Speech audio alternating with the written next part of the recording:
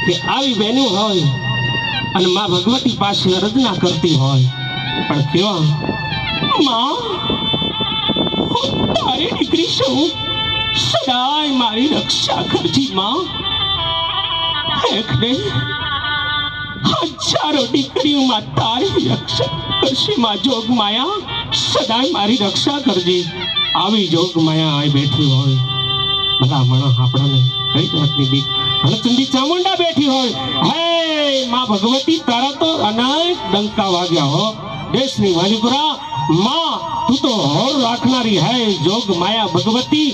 તારા તો આજ વાતો કરો તો વાતોની વાતો ટૂંકી થાય ડાયરાના ડાયરા ટૂંકા થાય થોડાક સમયની અંદરમાં